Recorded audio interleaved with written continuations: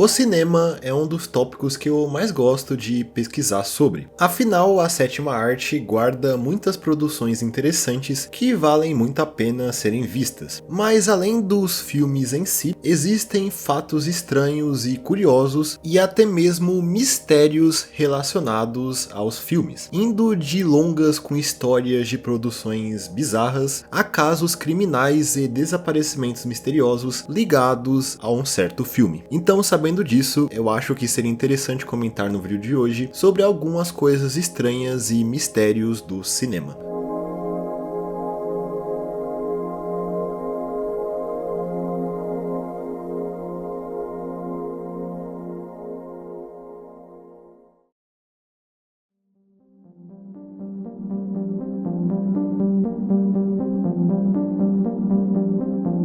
Todo mundo sabe que o cinema é uma das maiores indústrias do entretenimento, onde muito dinheiro circula anualmente, rivalizando diretamente com a indústria dos jogos e da música. E quando falamos dos filmes mais bem-sucedidos financeiramente, no topo das listas de maiores bilheterias da história, temos obras como os filmes da franquia Avatar e o filme Titanic, ambos trabalhos do James Cameron, que conseguiu ter 3 filmes entre os mais bem-sucedidos da história. Além de outros filmes de franquias populares, como é o caso da Marvel com Vingadores Ultimato, e filmes da franquia Velozes e Furiosos. Não podendo deixar de mencionar também a indústria chinesa, que conseguiu emplacar diversas obras na lista de top 100 filmes com a maior bilheteria da história, como foi o caso recente da animação Neza 2, que se tornou a maior animação da história quando se fala em bilheteria. Mas você já se perguntou quais foram as obras que fizeram menos bilheteria na história? Bom, isso é um pouco difícil de se dizer com certeza, principalmente se levarmos em conta o mundo inteiro, porque deve ter existido em algum lugar do mundo um filme que ninguém comprou um ingresso para vê-lo no cinema. Mas o filme que geralmente é levantado quando essa pergunta é feita é o filme Zaisik Road, um filme de suspense americano lançado em 2006, que é conhecido hoje por ter tido a menor bilheteria da história do país, gerando apenas $30 em vendas de ingressos. Sim, isso mesmo, $30, sendo que o filme custou $1.200.000 para ser produzido. Então foi um prejuízo daqueles. O filme conta a história de um contador de Las Vegas que acaba se envolvendo com uma mulher, fazendo assim ele entrar em conflito com o namorado dessa mulher. Em um confronto direto entre os dois, esse contador acaba o desacordando, acreditando ter matado esse namorado.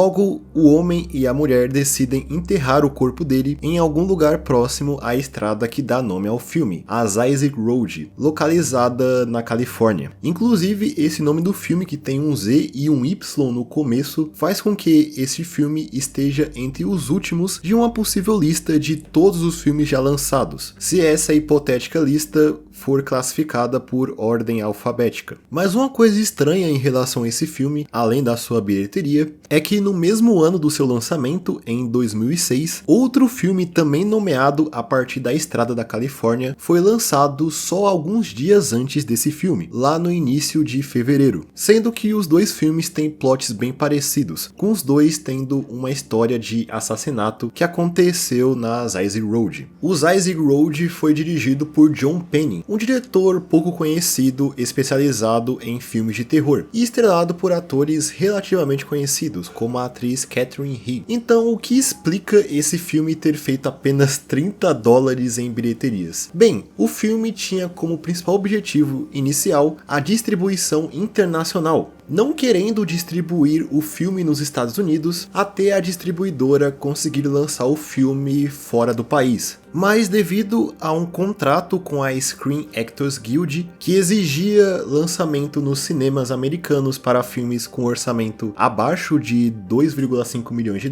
que não fossem lançados diretamente para o home video, a distribuidora foi obrigada a fazer uma exibição nos Estados Unidos. E para isso, os produtores decidiram alugar um único cinema na cidade de Dallas, no Texas, que exibiu o filme uma vez por dia durante apenas uma semana, resultando na venda de apenas 6 ingressos durante essa uma semana, que renderam os $30 na bilheteria, já que os ingressos custavam cada um $5. Fazendo assim esse filme ter a arrecadação mais baixa da história do país. E aparentemente a distribuidora desistiu de continuar distribuindo o filme, fazendo essa única semana no cinema de Dallas ser a única vez em que o Isaac Road foi lançado nos cinemas. Mas pelo menos esse filme foi lançado, já que o próximo filme, com a história de bastidores interessante que eu gostaria de falar aqui, não teve nem mesmo esse privilégio, sendo o caso do filme Empires of the Deep. Empires of the Deep é um filme de fantasia e aventura, sendo uma produção em colaboração entre os Estados Unidos e a China, sendo financiado principalmente por um milionário chinês chamado John Jiang, um fã de filmes que tinha o interesse de produzir o seu próprio longa. Esse projeto, que iniciou sua produção em 2007, era bastante ambicioso e queria contar uma história épica envolvendo reinos e criaturas mágicas que viviam debaixo d'água. O John Jiang descreveu o filme como Transformers encontra Shakespeare,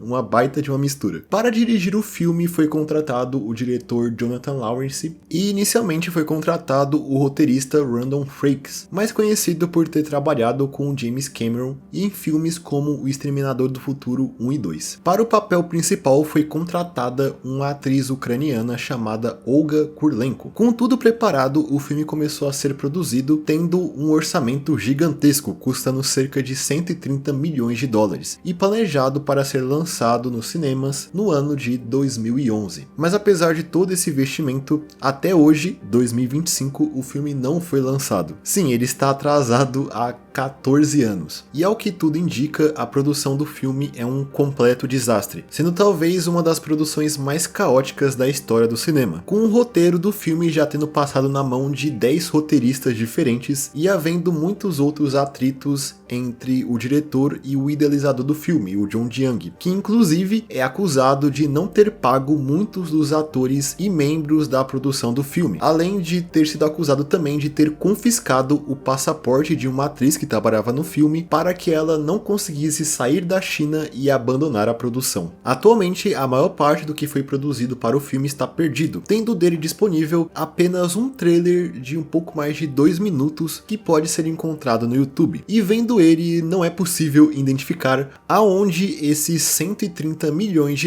foram colocados, já que o design de produção não é dos melhores e os efeitos especiais são bem ruins, dando a impressão que eles não foram finalizados. Por tudo isso, hoje se acredita que esse filme nunca será lançado, pelo menos não nos cinemas.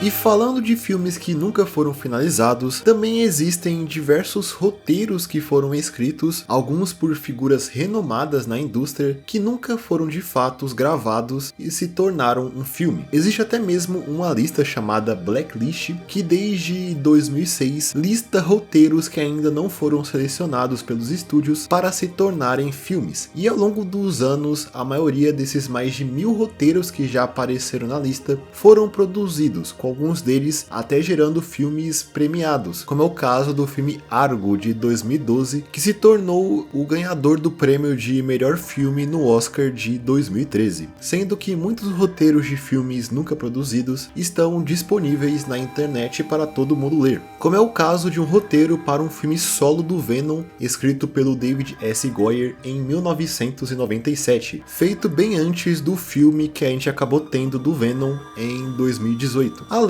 do roteiro do infame projeto do Superman Lives, mais conhecido como o Superman do Nicolas Cage. Mas dentre todos os roteiros não produzidos, o mais infame com certeza é o que ficou conhecido como Atuk. Atuk é um roteiro escrito nos anos 70 baseado em um livro chamado O Incomparável Atuk, escrito em 1963 pelo escritor canadense Mordecai Wickler, sendo uma obra satírica que acompanha a história de um homem inuit, o povo nativo do norte do Canadá, que resolve se mudar da ilha de Baffin para ir morar na cidade grande. No caso do livro, ele vai morar na cidade de Toronto, e rapidamente ele adota o estilo de vida urbano, se tornando uma pessoa gananciosa e pretensiosa. O livro satiriza as elites culturais canadenses e aborda temas como racismo e cultura popular. Inclusive, o nome Atuk vem da língua inuit e pode ser traduzido como avô. Para a adaptação de Hollywood, a história foi mudada, com esse nativo vindo agora do Alaska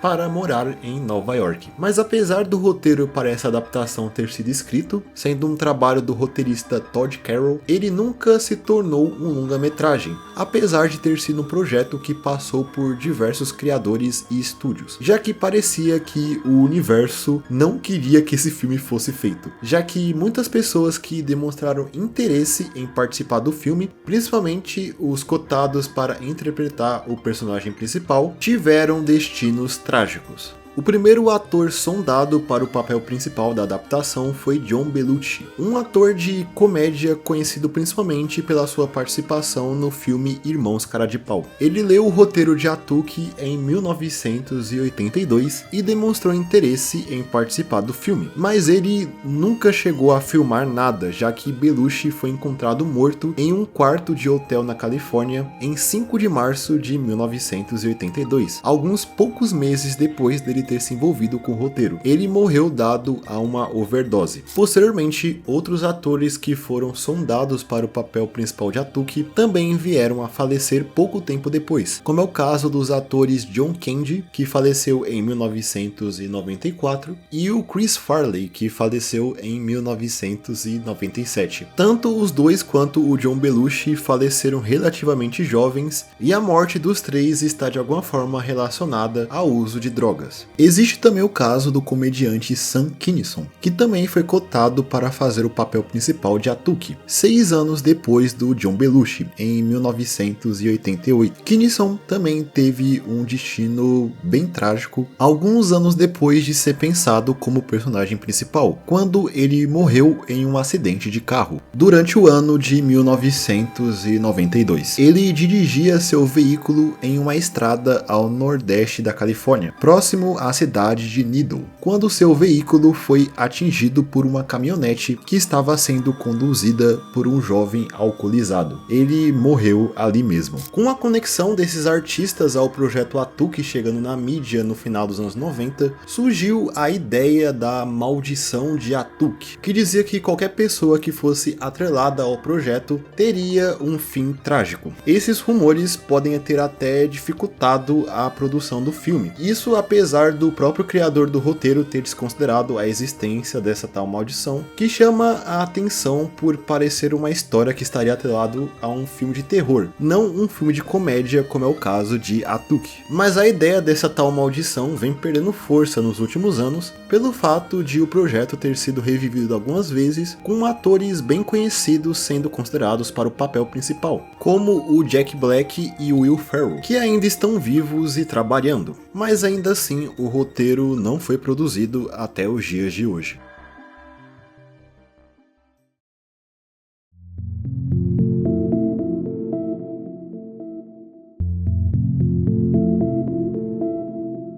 Mas não é só Atuk que está relacionado a supostas maldições. Outro filme que tem muitas histórias de bastidores relacionado a maldições é talvez o maior filme de terror de todos os tempos, O Exorcista, de 1973, que tem história sobre a sua produção também ter sido amaldiçoada, com muitos membros que trabalharam no filme sofrendo acidentes durante a produção, com alguns deles morrendo, sendo que em alguns lugares Esses casos são relacionados ao demônio que é retratado no filme, o Pazuzu. Citando mortes relacionadas ao filme, temos casos como o do ator Jack McGowan, que faleceu após contrair uma gripe graças a uma epidemia da doença que acontecia na cidade de Londres na época, em janeiro de 1973, logo após terminar suas filmagens para o filme. No entanto, um dos casos mais bizarros em relação a um ator que participou do filme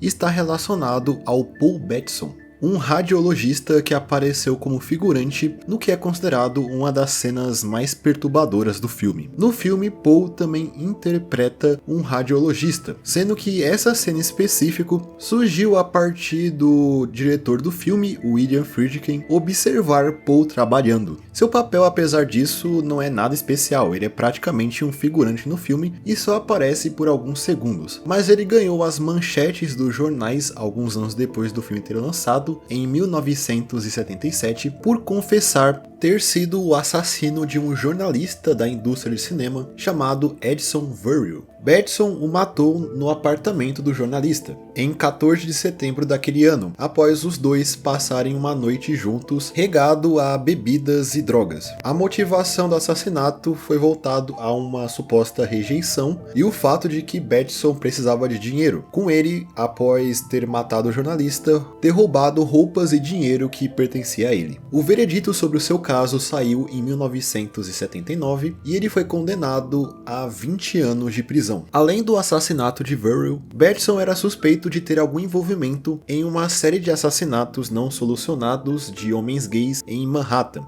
Casos esses que ficaram conhecidos como os assassinatos do saco, ou bag murders, em que os corpos das vítimas eram encontrados envoltos em sacos plásticos. Esses casos aconteceram entre 1975 a 1977, fazendo 6 vítimas. Houve alegações de policiais que diziam que Batson havia comentado sobre esses casos, supostamente o ligando a eles. No entanto, nenhuma acusação adicional foi apresentada devido à falta de provas concretas ligando ele a esses crimes. O diretor do Exorcista, William Friedkin, inclusive visitou Batson na prisão e diz ter tido uma conversa com ele. Conversa essa que ajudou Friedkin a dirigir o filme Cruising, conhecida no Brasil como Parceiros da Noite, em 1980, que estrela o Al Pacino. Batson ainda está vivo com seus 84 anos e está livre da prisão desde 2003.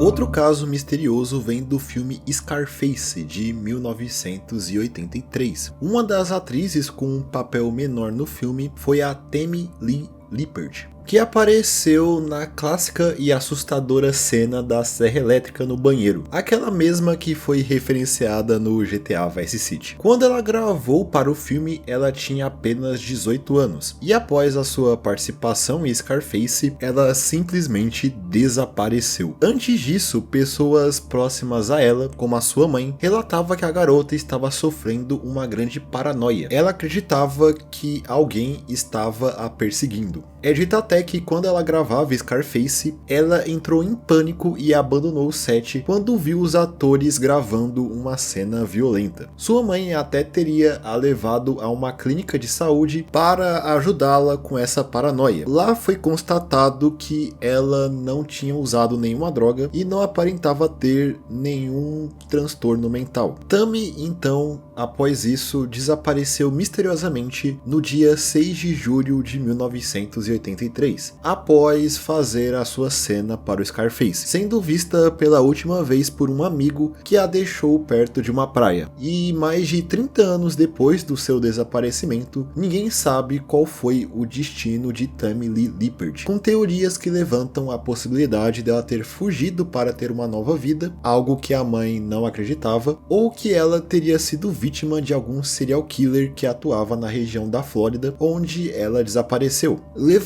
citando suspeitos como o John Crutchley, que atuou na época do desaparecimento de Temi, que tinha como seus alvos principais as mulheres. Mas não existe nenhuma comprovação para nenhuma das teorias, com seus restos mortais nunca tendo sido encontrados, fazendo com que os momentos finais de Temi Lee Lippert ainda serem um grande mistério.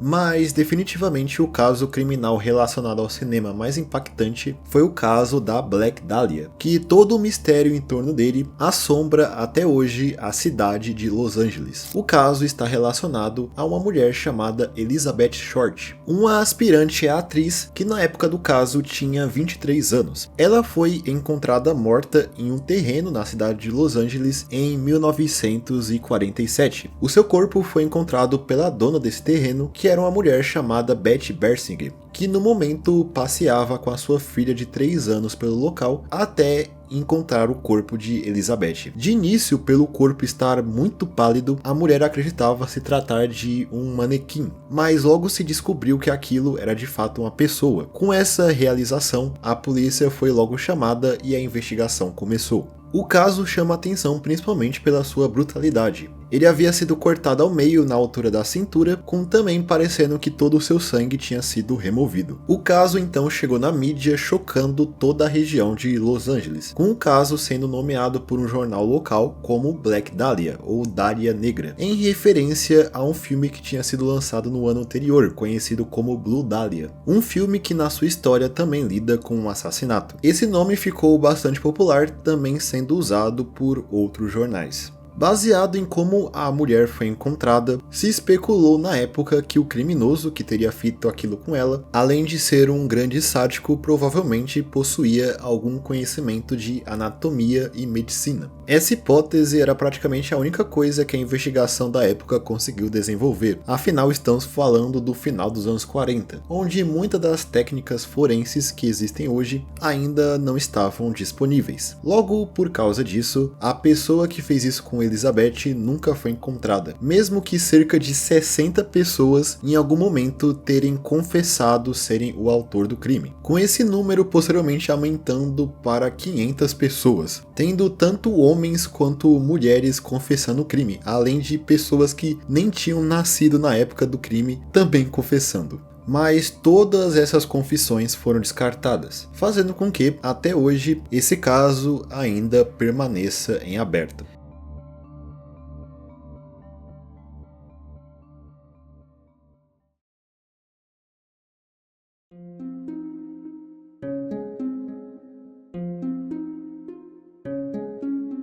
Então eu acho que é isso. Esses foram alguns fatos estranhos e alguns mistérios relacionados à sétima arte. Eu espero que vocês tenham gostado do vídeo. Se sim, não se esqueça de comentar aí embaixo, deixar o seu like e se inscrever no canal para mais vídeos como esse no futuro. E no mais é isso, eu espero todos vocês em um próximo vídeo. Até mais!